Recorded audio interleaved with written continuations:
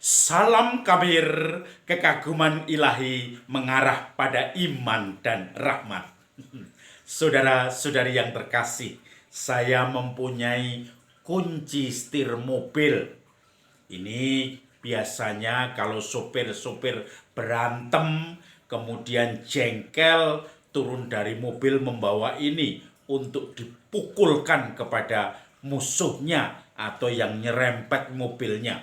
Tetapi kunci ini membuat setir kita tidak bisa muter karena dikunci.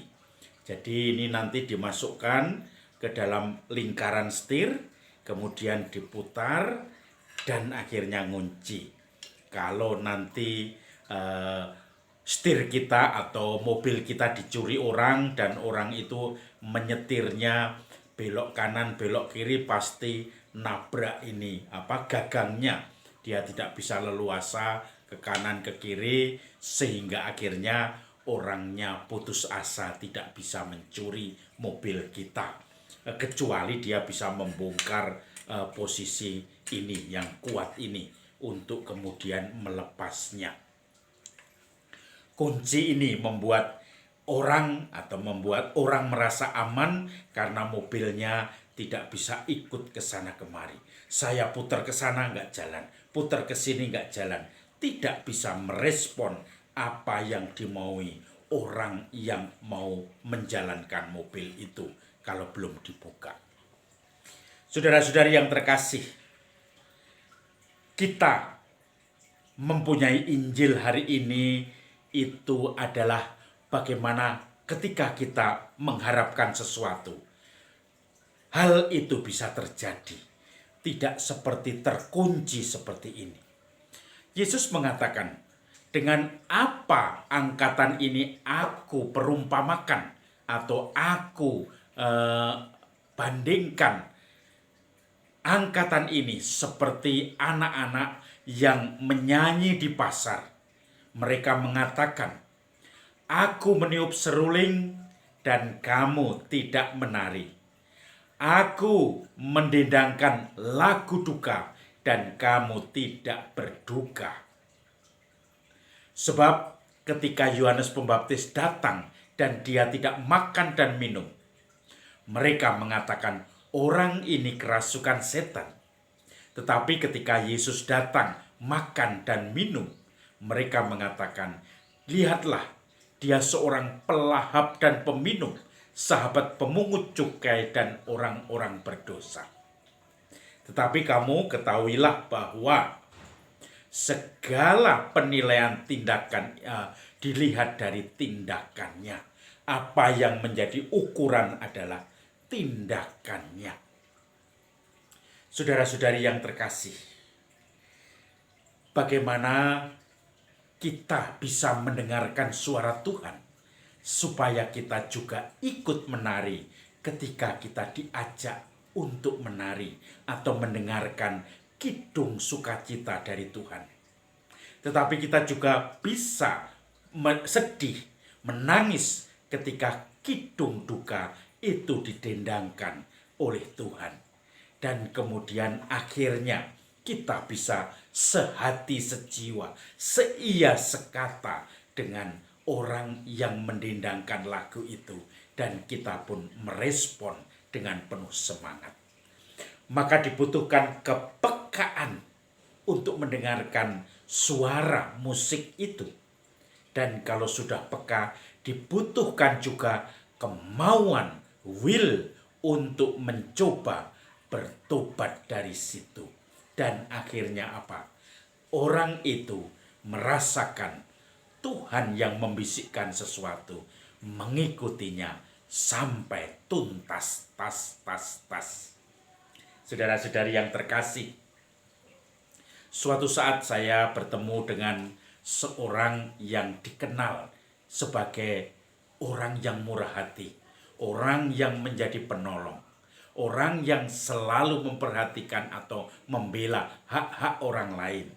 Orang itu saya kagumi dan dia mengatakan bahwa setiap kali mendengarkan sesuatu dia akan sungguh-sungguh tergerak.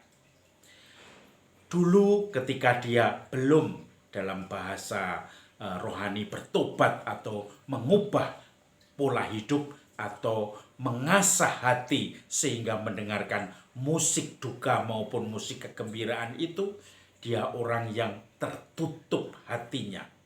Mata batinnya tidak bisa melihat. Dia orang yang cuek sekali, super cuek, tidak takut kepada siapapun, dan tidak peduli kepada orang lain, kepada bahkan orang tuanya sendiri. Dia tidak terlalu peduli. Mau nabrak sana, nabrak sini, kita tidak perlu memikirkan mereka. Tetapi kemudian suatu saat ada peristiwa. Rupanya anaknya sendiri itu kecelakaan karena dia tidak diperhatikan orang lain ketika sedang berjalan di public space atau umum begitu, dan kemudian orang-orang di situ sebetulnya melihat bahwa anak kecilnya itu membahayakan, tetapi dia biarkan saja. Banyak orang itu membiarkan, lalu dia merasa ketika terjadi kecelakaan dan akhirnya anaknya meninggal, dia merasa sedih. Rupanya ini yang membuka matanya untuk melihat atau menyadari bahwa pentingnya mendengarkan musik duka maupun musik kegembiraan itu. Supaya ketika musik kegembiraan didendangkan, dia ikut menari. Ketika musik kedukaan didendangkan, dia ikut menangis. Dan di situ kemudian dia mulai peka terhadap orang lain. Peka terhadap kebutuhan-kebutuhan orang banyak. Peka terhadap kebutuhan-kebutuhan orang banyak. Dan akhirnya dia pun menjadi orang yang peduli pada orang lain. Orang yang selalu memberi perhatian pada orang lain. Dengan peristiwa melihat orang-orang di sekitarnya yang tidak mendengarkan suara dari Tuhan, yaitu suara seruling yang mengajak untuk peduli. Rupanya anaknya menjadi korban. Dan kemudian setelah itu dia bertekad, saya akan peduli di mana saya berada. Orang-orang di sekitar kita harus merasakan kenyamanan, keamanan, dan juga mereka butuh untuk diberi perhatian. Saudara-saudari yang terkasih, dengan peristiwa itu, maka diasahlah, dibukalah semua yang ada dalam dirinya. Kita pun juga diajak untuk belajar mendengarkan musik dari Tuhan itu. Ketika musik dari Tuhan mengajak kita untuk menari, kita pun menari. Mengajak kita untuk bersedih, kita pun bersedih. Dan kemudian kita menjadi perpanjangan tangan Tuhan.